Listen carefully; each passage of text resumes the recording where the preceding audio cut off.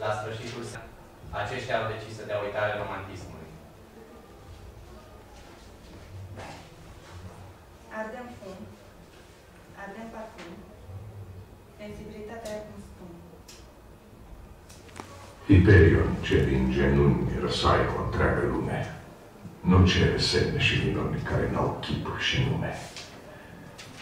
De-ai cere universul tot, l-aș da cu tot ce cere, dar ești puterea mea, nu pot să neg acea putere. Tu vrei un om să te socoți, cu ei să te asemi, dar piară oamenii cu toți, s-ar naște iarăși oameni. Ei doar au stele cu noroc și prigoniri de soartă. Noi nu avem nici timp, nici loc și nu cunoaștem moarte. Aș ar trebui să timpul dormânte se răștine, să înțudeam de unde nu mai vii. O umbră în odaie pe unde m-a pasat, vedeam ce nu se vede, vorbea ce nu era. Poți să te culci ora și noaptea întârziată, vei scrie altădată orice și tot nimic. O umbră ești acum și poți să te ridic, lăsând odaia goală și lampa afumată.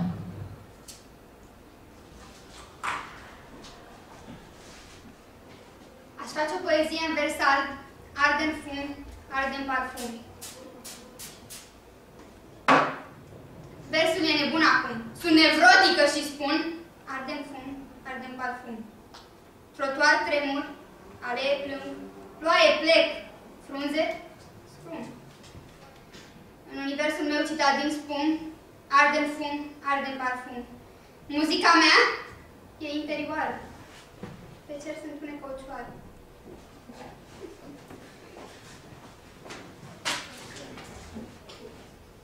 Nu mai am niciun motiv acum. Abstractul vieții mi-l asum. Aluzii fac neîncetat. Incertitudinea zace în pat.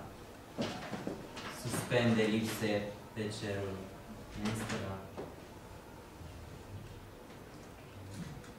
Un Alexandric stă pe noptier. Uitat. În lumea mea artificială, fug de fluturi, că-și mi-e teamă. Mi-e teamă și frică și fum. Piruete printre sticle, pe acorduri de opium, alcool și tutun. Mi-e teamă și frică și fum. Scârții de vioară, pian dezacordat, tot ce în jurul meu mă înfioară, mi-e teamă și frică și frig.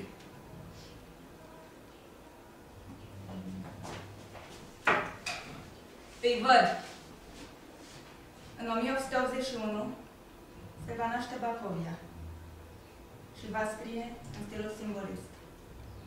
Și își va intitula prima poezie Plumb, iar acesta va fi leitmotivul întregii scrieri. Își va exprima singurătatea prin motive precum cel al cavoului și prin amorul său care stă întors. Își va fi macabră. Iar tot în 1881 o să nască Minorescu. Dar el nu va fi la fel. Va fi simbolist. Dar el va scrie despre un oraș în care plouă de 3 ori pe săptămână și despre niște bătrâni care vor fi asemuiți unor jucării stricate. Și va intitula asta Acoarelă. Și va fi simbolist, dar nu ca Bacovia. Înainte de cei doi, se va naște Macedonski, care va conduce literatorul și care va da frâul liber tuturor simboliștilor. Iar în Franța, unde a început totul, pentru că aici a început totul, va fi Verlaine. Iar Verlaine va fi considerat de către francezi conducătorul acestui curent. Și va duce o viață de boem, un poem neînțeles. Și va scrie despre flori. Iar suferința ei se va citi în fiecare petală.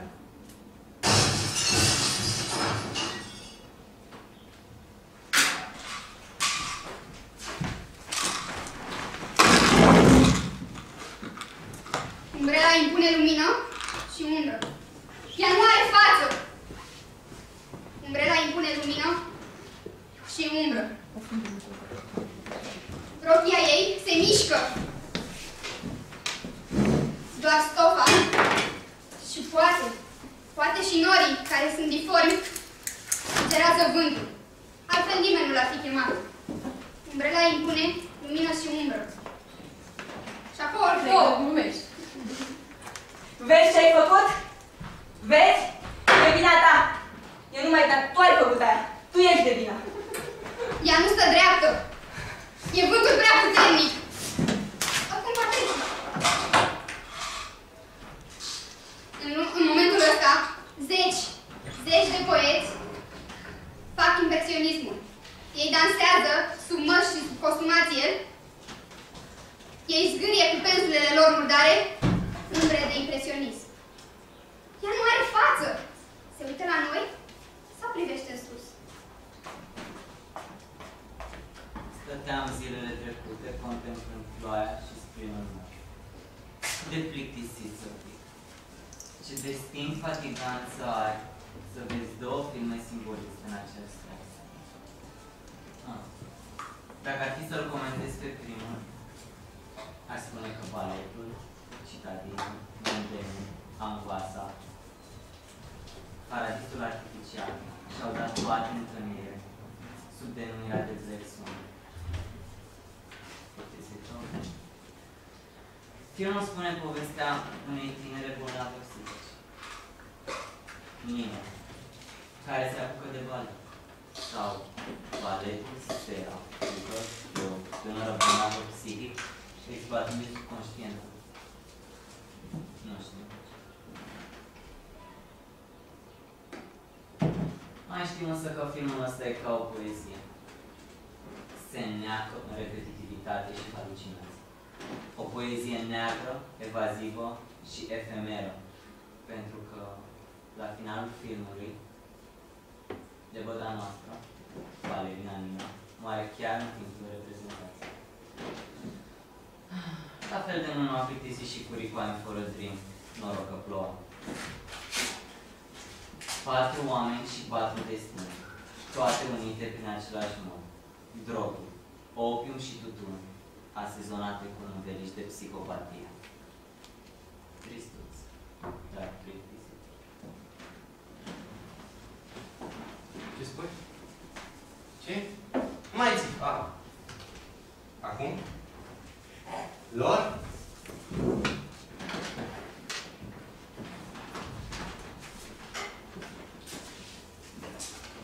Și ei? Și dacă timpul va trece și nimeni nu-și va mai aminti de noi? O să-și amintească. Eu asta. Văd.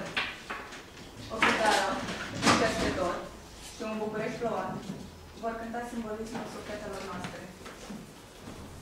Singur, singur, singur, musulman de har, doamne de străziți de șapte, singur, singur, singur. Plouă, plouă, plouă.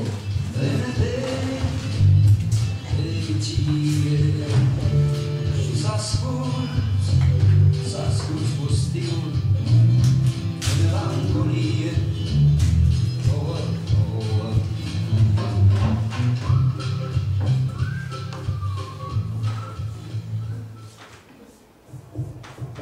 Copaci negri, negri, stau, vor, calcul, computat, secund, de Doriu, Onerat, Capac, Azi, Copaci Azi, Copaci negri, Copaci, regretele până plâng iar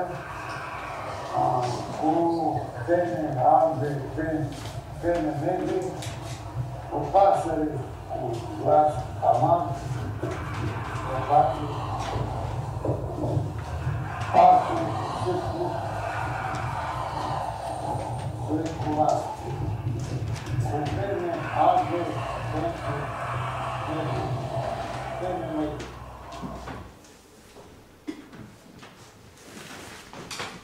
Curentul S-a manifestat în arte vizuale, cinematografice și în muzică, dar și în realitatea cotidiană. A început ca o reacție la romantism, precedând următorul curent. Modernism.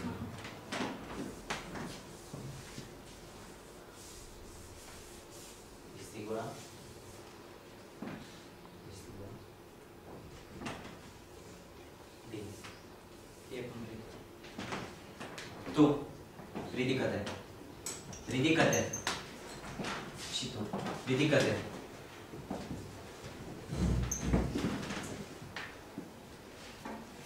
Ridică-te. Pe pupitrele voastre există o foaie. Vreau să o luați și să veniți cu ea la mine.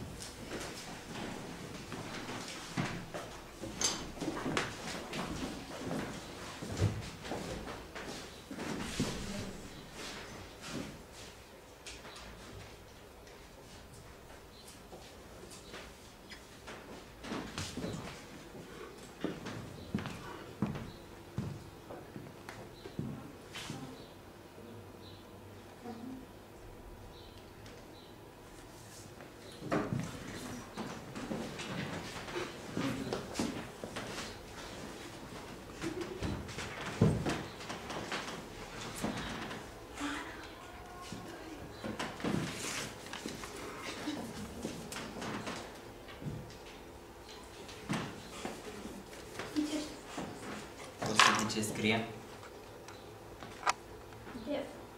Bun. Care-i definiția? Simbolismul este curentul ce s-a manifestat în arte vizuale, în muzică, în cinematografie. Unde?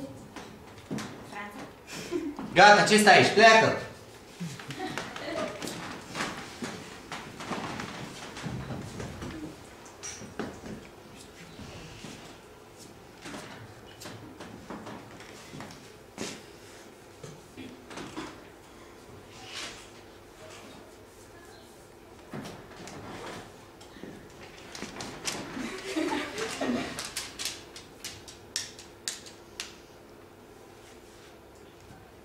Ce sugerează?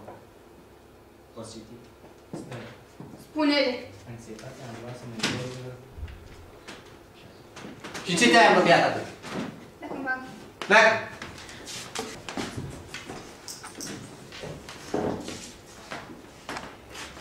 Asta e. Mulțumesc! Hai!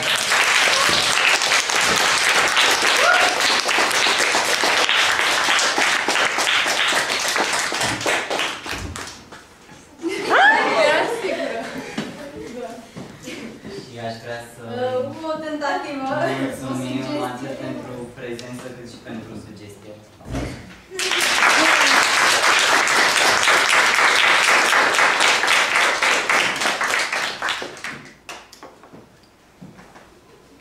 Ce stați așa?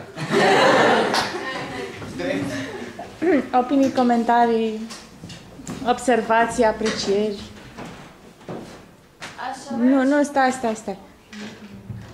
Vreau, spre exemplu, uite, Arina mi s-a părut foarte pătrunsă de... Da, nu mă așteptam la ceva atât de pătrunzător. A fost minunat, bravo. Deci Arina nu mai avea mimică, nu mai avea aer, nu mai avea nimic. Da. Bravo. Nina? A fost foarte interesant și mi-a plăcut abordarea. Foarte mult. Ionuț. O să zic la final, am de fapt o concluzie. Bun. Yoko? Mi-a plăcut foarte, foarte mult. Nu știu cum au jucat, adică nu s-au pierdut niciodată, au fost foarte... Bun, Anca? A fost genial, vreau să vă felicit și când am văzut acel personaj enigmatic și anonim îmbrăcat, am bănuit ceva. Și eu la fel. Sigură. Nu știu, a fost super. Bun, Diana? Mi-au turnat apă în cap! Da! Cred că de asta mi-au turnat mie, pentru că știau că nu o să mă supăr și că e dragul Dani. Eu vreau să remarc o chestie foarte minusculă aparent, dar foarte importantă. Oamenii ăștia sunt atenți la fiecare detaliu, adică uitați-vă și voi pe slide, crucile, frate, deci, și totul a fost pus la punct și foarte, deci am rămas așa, perplex. Mulțumim noi pentru prezentarea voastră. frunză.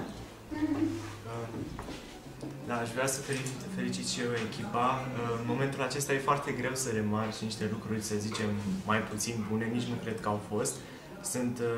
Sunt impresionat de modul în care ați prezentat și cred că ar trebui dată drept model această prezentare pentru simbolism la nivel aplicat. Adică am rămas total impresionat și sedus în același timp de modul de prezentare, sincronizare, informațiile esențiale pe care le-ați dat publicului și jocul în sine. A fost ceva special.